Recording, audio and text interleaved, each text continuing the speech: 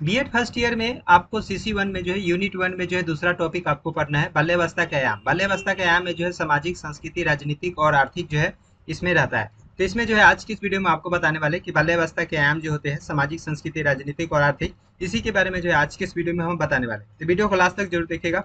अच्छा वीडियो लगे तो वीडियो को जरूर लाइक कर दीजिएगा। चैनल को अभी तक सब्सक्राइब नहीं किया तो जरूर कर लीजिएगा, क्योंकि इस तरह का वीडियो मैं अपने चैनल पे हमेशा जो है लाते रहता हूँ। तो चलिए आज की इस वीडियो को शुरू करते हैं। तो इससे पहले मैं आपको जो है सिलेबस जो है यहाँ पे दिखा देता हूँ, ताकि आप कंफ्यूज न हो कि हम कौन सा टॉपिक पढ़ रहे हैं। तो यहाँ पे जो है देख सकते हैं बाल्यावस्था के विकास के बारे में जो है यूनिट वन में आपको बाल्यावस्था की समझ जो है हम आपको वीडियो में जो है बता चुके हैं। ओके, बाल्यावस्था की यहाँ पे समझ है पहला यहाँ पे टॉपिक। तो पहला टॉपिक पे जो है हम देख सकते हैं कि यहाँ पे वीडियो जो है अपलोड कर दिए है। तो चैनल के आप प्ले लिस्ट में जाएगा, प्ले लिस्ट में जो है आपको यह वीडियो जो है यहाँ पे मिल जाएगा। ओके, ये जो है पूरा टॉपिक का ये फर्स्ट जो है यहाँ पे जी हाँ टॉपिक है, ये आपको उस वीडियो में पूरा मिल जाएगा। आज का जो ये वीडियो है इसमें जो है बाल्यावस्था के आयाम में जो देख सकते हैं यहाँ पे सामाजिक, संस्कृति, राजनीतिक एवं आर्थिक है। तो इसके बारे में जो है इस वीडियो में जो है पूरा जो है इसका कवर रहेगा। ओके, तो इसमें जो है आप जो है इसका जो है तैयारी आपको हो जाएगा, और इस पे जो है पूरा आप जो है जान जाएंगे कि क्या क्या जो होता है, और बहुत ही आसान शब्दों में जो है हम आपको इसमें बता देंगे।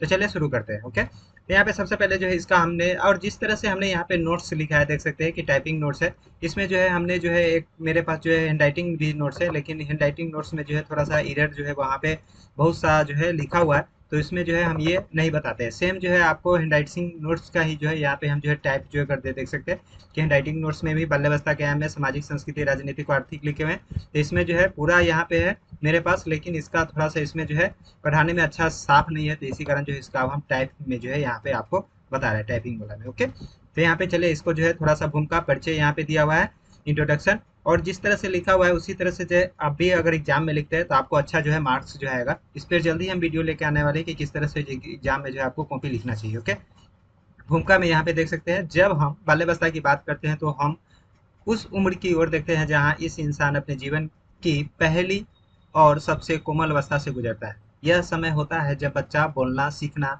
चलना सीख चलना सीखता है, दुनिया दुनिया के जाने और समझने की कोशिश करता है। लेकिन सिर्फ शारीरिक और मानसिक विकास ही नहीं, बल्कि बच्चा सामाजिक, संस्कृति, आर्थिक और राजनीतिक प्रभाव से भी गहरा प्रभावित होता है। इन सभी पहलुओं को मिलाकर बाल्यावस्था के आयाम बनते हैं। अगर हम इतिहास में जाए तो 18वीं सदी में बच्चे को एक अलग अस्तित्व नहीं माना जाता था। उस समय सिर्फ उन्हें छोटे वयस्क की तरह देखा जाता था। समाज में शिक्षा, खेल, बाल अधिकार जैसी कोई धारणा नहीं थी। गरीब घर में बच्चे बहुत कम उम्र में से मजदूरी करने लगते थे, और अमीर घरों के बच्चे अनुशासन और परंपराओं के दबाव में पलते थे। उस समय का बच्चा समाज के बच्चों की भावनात्मक जरूरतों को बहुत महत्व नहीं होता था। यानी 18वीं सदी की यहाँ पे बात अगर करें तो उस समय क्या था, बच्चों को उतना देखभाल नहीं किया जाता था। गरीब के जो बच्चे थे वो जल्दी से किसी फैक्ट्री में किसी जो है जगह पे जो है काम करने लगते थे। उसे पढ़ाई से कोई माने मतलब रहता था नहीं। उसके बाद जो है 19वीं शताब्दी आता है। तो 19वीं शताब्दी में धीरे धीरे समाज में महसूस किया गया कि बच्चे जरूरत अलग होती है, बच्चे की जरूरत अलग होती है। यानी कि बच्चे जो होते हैं वो खेलने कूदने का उसका समय होता है, पढ़ने का समय होता है, और जो सियान होते हैं जो 18 वर्ष से ऊपर होते हैं उनको काम करने का जो है समय है, या कहीं किसी जो है फैक्ट्री में काम करने का उसको जो है वो कर सकता है। लेकिन बच्चे क्या 18 वर्ष से पहले अगर उसको काम में अगर लगा दिया जाए तो वो क्या होगा, उसका अच्छा जो है विकास नहीं हो पाएगा, अच्छा जो है उसका शारीरिक विकास नहीं होगा, सामाजिक विकास नहीं होगा, बहुत सा होता है। तो शिक्षा के अधिकार की बात होने लगी 19वीं शताब्दी में। बाल मनोविज्ञानी का जन्म हुआ और बाल साहित्य जैसे क्षेत्र उभरे। बच्चों को समझने की कोशिश शुरू हुई, पर अभी सामाजिक वर्ग और आर्थिक स्थिति के अनुसार बच्चों के जीवन में भारी अंतर नहीं था। यानी 19वीं शताब्दी में क्या हुआ कि यहाँ पे जो है साहित्य जैसे बाल विकास के साहित्य मनोविज्ञानी का जन्म हुआ, उन्होंने बच्चों के समझने की कोशिश की। फिर भी जो है उस समय शुरुआत था, तो शुरुआत में उतना जो है बच्चों को फिर भी जो है इस पे जीवन पर कोई जो है गहरा असर नहीं पड़ा। अब 20वीं शताब्दी आता है, तो 20वीं शताब्दी में बाल अधिकारों की बात अंतर्राष्ट्रीय मंच पर उठने लगी। तब उसके जो है विश्व लेवल पर जो है बच्चों को जो है बात होने लगा कि बच्चों को नहीं उसे पढ़ने दिया जाना चाहिए, बच्चे का जो है स्कूल उसे भेजना चाहिए।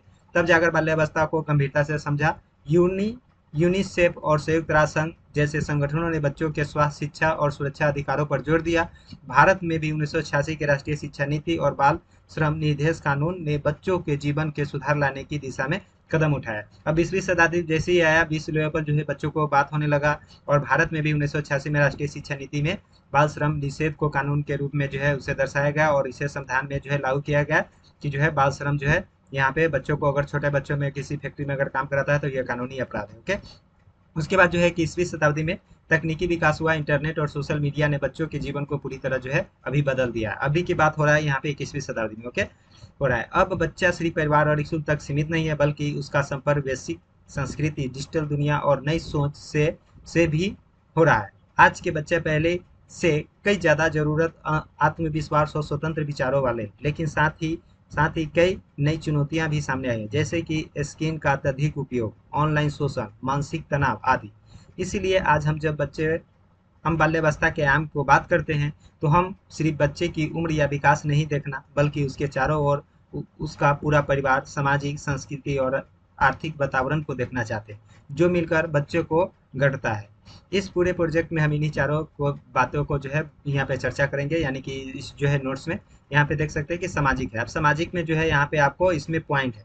अब यहाँ पे मेन पॉइंट आपका सामाजिक हो जाएगा। सामाजिक में जैसे परिवार हो जाएगा, मित्र हो जाएगा, विद्यालय, समाज समाज का प्रभाव, ओके। तो इसमें जो है सबका फिर डिटेल्स हम नीचे बताएंगे। और उसके बाद जो है संस्कृति, संस्कृति में क्या हो जाएगा, परंपरा हो जाएगा, भाषा हो गया, मान्यता हो जाएगा, त्योहार हो जाएगा, ओके। उसके बाद जो है राजनीतिक में जो हो जाएगा सरकार की नीतियाँ, कानून, बाल अधिकार, ओके। आर्थिक आयाम में परिवार की आर्थिक स्थिति, शिक्षा व शोषण की स्थिति, बाल श्रम आदि। तो इन सभी का जो है फिर अब नीचे हम डिटेल्स में जो है इसमें पढ़ेंगे। तो हर बच्चे को मानसिक, सामाजिक और नैतिक विकास के किसी न किसी रूप में प्रभावित करता है, और यही कारण है कि बाल्यावस्था को समझने के लिए इन सभी आयामों को अध्ययन करना आवश्यक है। अब बाल्यावस्था के सामाजिक विकास में क्या होता है, देखिए, ओके। तो जब एक बच्चा जन्म लेता है तो वह समाज का ही हिस्सा होता है। उसके चारों तरफ जो लोग होते हैं, जैसे परिवार होते हैं, पड़ोस होते हैं, स्कूल के दोस्त होते हैं, शिक्षक होते हैं और समाज के दूसरे सदस्य होते हैं, वे सभी मिलकर बच्चों की सोच, आदतों और व्यवहार को आकार देते हैं। यही सामाजिक का आयाम कहलाते हैं, ओके। हम सिर्फ पढ़ रहे हैं, आप जो है थोड़ा सा समझने की कोशिश कीजिएगा, क्योंकि एक एक टॉपिक को थोड़ा सा हम जो है व्याख्या करेंगे तो वीडियो ज़्यादा लंबा हो जाएगा, ओके। तो यहाँ पे सिंपल सी भाषा में लिखा हुआ है, तो आप इसे सुनिएगा भी तो आपको जो है याद हो जाएगा, ओके। उसके बाद जो है परिवार है। परिवार में बच्चे का पहला समाज होता है, जहाँ बच्चे अपने माता पिता और भाई बहनों के साथ रहना, बोलना, खाना पीना और बर्ताव करना सीखता है। अगर परिवार में परिवार में प्यार, सुरक्षा और सहयोग का माहौल होता है तो बच्चा आत्मविश्वास से आगे बढ़ता है। लेकिन अगर घर में झगड़े, तनाव और भेदभाव होता है तो ही बच्चे के मन पे बुरा असर पड़ता है। अब यहाँ पे उदाहरण में दिए हैं कि गरीब का बच्चा अगर दादा दादी के साथ रहती है तो उन्हें दुलार प्यार जो है मिलता है, तो वो बोलना, खेलना, सीखना जो है तेजी से सीख जाता है। लेकिन वही बच्चों को अगर टोका जाता है बार बार, लड़कियों और लड़का में जो है फर्क किया जाता है, उसे बात बात पे जो है बोला जाता है, तो वो बच्चे का जो है विकास जो है उतना नहीं हो पाता है। ये परिवार की बात है, ओके। विद्यालय में जो है यहाँ पे देखें कि इक्सु समाज की एक छोटी दुनिया होती है, जहाँ बच्चे पहली बार परिवार से बाहर निकलता है। यहाँ दोस्ती करना, यानी कि बच्चे जब अब परिवार से विद्यालय में जाता है तो वहाँ क्या करता है, दोस्ती करता है, अनुशासन सीखता है, समूह में काम करना सीखता है, अलग अलग सोच के बच्चों से जो है कुछ सीखते हैं, और शिक्षक उसके लिए क्या होता है, मार्गदर्शन होते हैं। अगर बच्चे से प्यार से उसे अगर शिक्षक पढ़ाते हैं तो बच्चे जल्दी सीख जाते हैं। बच्चों को प्रोत्साहित वहाँ पे शिक्षक करते हैं, जल्दी सीखते हैं, उसे सीखने की रुचि बढ़ती है। लेकिन वही शिक्षक अगर डांटते हैं, पक्षपात करते हैं, बच्चे को डराते हैं, तो स्कूल में जो है बच्चे भी जो है उतना जो है नहीं सीख पाते, ओके। उसके बाद जो है समाज, किसी भी समाज में बच्चे कितनी आज़ादी है, कितना सम्मान है, यह बहुत महत्व है। उस समाज में बच्चे की राय को महत्व नहीं दिया जाता है, उसे बस आदेश मानने की आदत डाली जाती है। इससे उसे सोचने की क्षमता कम होती है। उदाहरण के लिए अगर किसी गांव की लड़कियों को खेलने, पढ़ने या बाहर जाने की छूट नहीं है तो उसका सामाजिक विकास रुक जाता है। अब बहुत से ऐसे गांव हैं जहाँ पे जो है स्त्रियों को शिक्षा नहीं दी जाती थी, अब जो है स्त्रियों को शिक्षा दी जाती है और वो जो है स्कूल भी पढ़ने जाते हैं, बाहर भी पढ़ने जाते हैं। तो ये जो है अब बदला है, लेकिन ये पहले की बात हो रहा है, ओके। वहीं जहाँ पे लड़के लड़कियों के बराबर मिले, वही बच्चे खुलकर सोते हैं, वो आत्मनिर्भर जो है बनते हैं। उसके बाद जो है मित्रों का समूह, ओके। बचपन में दोस्त बहुत जरूरी होते हैं, उसके साथ खेलना, बातें करना, झगड़ा करना, फिर माना जाना, यह सब सामाजिक सीखने का हिस्सा है। बच्चे अपने दोस्तों से बहुत कुछ सीखते हैं, भाषा, व्यवहार, सोचने का तरीका आदि सीखते हैं। अगर उसका दोस्तानापन माहौल सकारात्मक हो तो बच्चा अच्छा बनता है, लेकिन वही अगर गलत का साथ हो जाता है तो वो बच्चा जो है गलत संगत में पड़ जाता है और गलत वह सीख लेता है। मीडिया और सोशल मीडिया का प्रभाव, ओके। आज आज बच्चे टीवी, मोबाइल और इंटरनेट से भी सामाजिक व्यवहार सीख रहे हैं। अगर वे बच्चे कार्यक्रम देखें, शैक्षिक वीडियो देखें तो उन्हें नई जानकारी मिलती है, लेकिन यही हिंसा, अश्लीलता और गलत कंटेंट से उसका सामाजिक और मानसिक विकास भी बहुत जो है इस पे गहरा प्रभाव पड़ता है। ये बहुत अच्छा टॉपिक जो है हमने यहाँ पे डाला है, यहाँ पे ये अगर आप एग्जाम में लिखेगा तो ये जो है अभी के जो दौर चल रहा है उसके अनुसार जो है मीडिया और सोशल मीडिया का प्रभाव इतना बच्चों को जो है प्रभावित कर रहा है। आप भी देखते होइएगा बहुत जो बच्चे हैं रील देख के या जो है मोबाइल पे जो है कुछ व्हाट्सएप पे जो है कुछ ऐसा मैसेज आ जाता है जिससे देख के जो है बहुत जो है उतावला हो जाता है और उस तरह के जो है कांड भी कर देते हैं बहुत जो है बच्चों। तो इस तरह से जो है ये पॉइंट जो है सबसे आप अगर एग्जाम में लिखिएगा तो जरूर ये पॉइंट दीजिएगा। ओके, उसके बाद जो है बाल्यावस्था और संस्कृति का विकास। ओके, हम सब सोचते हैं कि बच्चा कैसा सोचता है, कैसे बोलता है, कैसे खेलता है, वह क्या जो है क्या बुरा भला जो है मानता है। तो इसके पीछे उसका क्या होता है, संस्कृति वातावरण होता है जिससे घर गांव राज्य देश में पैदा होता है। वहाँ की परंपराएं रीति रिवाज त्योहार खान पान रहन सहन ये सब उसके जीवन को ढालते हैं। इन्हीं सबको मिलाकर बनता है बाल्यावस्था की संस्कृति का आया। अब बच्चे कैसे बोल रहे हैं, कैसे जो है खाना खा रहे हैं, उस सब क्या होता है, संस्कृति का एक जो है उसका प्रभाव रहता है उस कारण से। अब हम जो है मुजफ्फरपुर से हैं, मुजफ्फरपुर का मेरा जो है बोली कुछ और रहता है। वही दूसरा अगर भोजपुर में जाइएगा तो वहाँ पे जो है लोग भोजपुरी बोलते हैं। तो वहाँ क्या है, संस्कृति जो है प्रभाव है। ओके, तो इस तरह से जो है हर जगह का जो है संस्कृति जो है वहाँ पे रीति रिवाज रहता है, संस्कृति वातावरण रहता है। ओके, भाषा संवाद का, अभी यहाँ पे देखिए भाषा आइएगा यहाँ पे। तो यहाँ पे है हर संस्कृति में अपनी भाषा होती है। बच्चे सबसे पहले वही भाषा बोलना सीखता है जो अपने आसपास सुनाई देती है। यही भाषा उसे सोचने की शक्ति को नीम बनाती है। ओके, उदाहरण में अगर बच्चा राजस्थान के ग्रामीण इलाकों में पल रहा है यानी कि वहाँ बच्चा अगर जन्म लिया तो वहाँ के मरवाड़ी बोलेगा, सोचना और गाने सुनना सीखेगा। वही बच्चे अगर असम तमिलनाडु में है तो उसकी सोच समझ वहाँ की भाषा और संस्कृति की होगा, वहाँ के गाना सुनेगा। अगर बिहार में है तो भोजपुरी गाना सुनेगा। तो यहाँ पे जो है उसका ये क्या है, एक उदाहरण है। ओके, और परंपराएं और सामूहिक मूल्य, बचपन में ही बच्चे को यह सिखाया जाता है कि क्या ठीक है क्या गलत, जिससे जिससे सम्मान देना है, कैसे बैठना है, कैसे बोलना है, कैसे और त्योहार मनाते हैं, ये सब बातें उसकी संस्कृति में जो है आती है। उदाहरण के लिए कुछ समुदाय में बड़े बुजुर्ग को प्रणाम करना जरूरी होता है तो कहीं नमस्ते या हल्का सिर झुकाना ही पर्याप्त होता है। इसी तरह कुछ जगहों पर बेटियों को ज़्यादा बंदिशों में रखा जाता है जबकि कुछ जगहों पर लड़कों के बराबर जो है पढ़ाई लिखाई में उससे जो है छूट मिलती है। उसके बाद जो है खेल कूद मनोरंजन।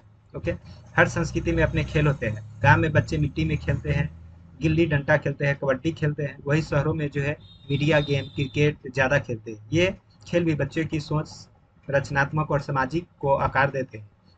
उदाहरण के लिए एक बच्चा हमेशा अकेले मोबाइल में गेम खेलता है, वही दूसरे साथ वही दूसरा जो बच्चा है मिलजुल कर खेलने और बच्चों के साथ अलग व्यवहार करता है तो उसका जो है विकास अलग होगा। ओके, लेकिन बच्चों को जो है मोबाइल नहीं देना चाहिए। ओके, और बच्चों को जो है सभी बच्चों को ग्रुप में ही खेलने देना चाहिए उसे, ताकि उसका जो है विकास अच्छा होता है।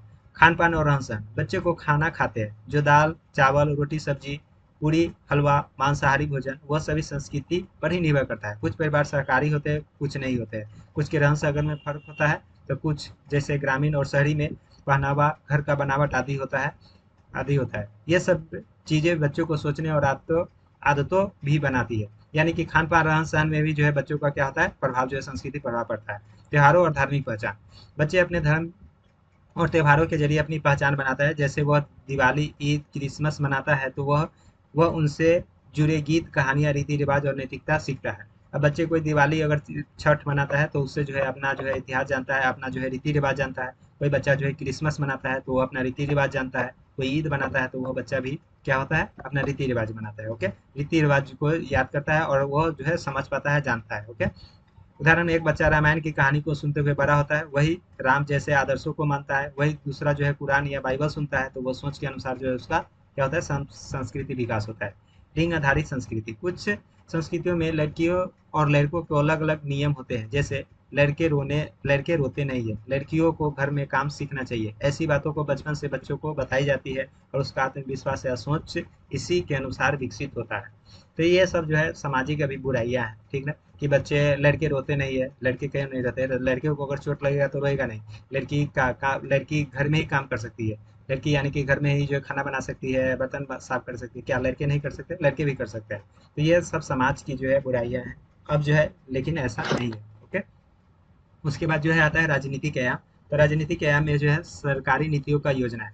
सरकार द्वारा बच्चों के चलाई जा रही योजना जैसे मिड डे मील शिक्षा का अधिकार पोषण अभियान आदि इन जीवनों को प्रभावित को करती है। बाल अधिकार, बच्चे को जीने पढ़ने खेलने सुरक्षा और अभिव्यक्ति का अधिकार होता है। इन अधिकारों को जानकारी उन्हें आत्मविश्वास और सुरक्षा देता है। ओके, बाल संरक्षण कानून, बाल विवाह बाल मजदूरी बाल शोषण आदि के खिलाफ खिलाफ बने कानूनों बच्चों को एक सुरक्षित वातावरण प्रदान करती है। राजनीतिक स्थिरता, देश में शांति और स्थिरता तो बच्चे की शिक्षा और विकास को सुचारू रूप से चलाता है। हिंसा और दंगे से बच्चे मानसिक रूप से प्रभावित होते हैं। राजनीतिक स्थिरता, राजनीतिक में भी बहुत जो है बच्चे पढ़ रहे हैं और मोबाइल देखते हैं, तो इस तरह से जो है बचना चाहिए। ओके। राजनीतिक शिक्षा, विद्यालयों में समाज, लोकतंत्र, समानता और नागरिक कर्तव्यों की शिक्षा से बच्चों को जिम्मेदारी नागरिक बनाते हैं। उसके बाद जो है बाल संसद जैसी बात, बाल संसद जैसी गतिविधियों से बच्चे में नैतिक संवाद और निर्णय लेने की क्षमता का विकास होता है। सामाजिक न्याय का अवसर का समानता, राजनीतिक में यदि बच्चे वर्गों के समान मिले तो गरीब और वंचित बच्चों को भी उन्नति का अवसर जो है मिलता है। व्यक्ति की स्वतंत्रता, राजनीतिक वातावरण ऐसा ऐसा हो जहां बच्चे खुलकर अपनी बात कह सके तो वह आत्मनिर्भर और रचनात्मक जो है बच्चे बनते हैं। चुनाव और नेतवर्क के प्रति जागरूकता, बच्चे को यह सिखाना कि सही नेता कैसे चुना जाए उन्हें भविष्य में अच्छा मतदान और नेतृत्वकर्ता जो है बनाता है। उसके बाद जो है लास्ट इसमें आ जाता है आर्थिक आयाम। ओके। परिवार का आय, यदि परिवार की आय अच्छी है तो बच्चे को शिक्षा, पोषण, खेल कूद बेहतर अवसर मिलते हैं। आर्थिक कमी हो तो उसे बच्चे को जो है कम ही जो है ये सब जो है मिल पाता है। संसाधन की उपलब्धता, जैसे कि पुस्तक, इंटरनेट, कपड़े, खेल कूद चीज़ें, ये सभी बच्चे के समग्र विकास में मदद करते हैं। पोषण और स्वास्थ्य, अच्छे खान पान होता है तो बच्चे को जो है स्वास्थ्य अच्छा रहता है। बच्चे को अगर अच्छा खान पान नहीं होता तो बच्चे क्या होता है, कुपोषण हो जाता है, बीमार पड़ जाता है, जिससे उसका मानसिक विकास जो है रुक जाता है। बाल श्रम, आर्थिक तंगी के कारण कई बच्चे स्कूल छोड़ देते हैं, काम करने लगते हैं, उसका बचपन जो है छीन हो जाता है और शिक्षा से वो वंचित हो जाता है।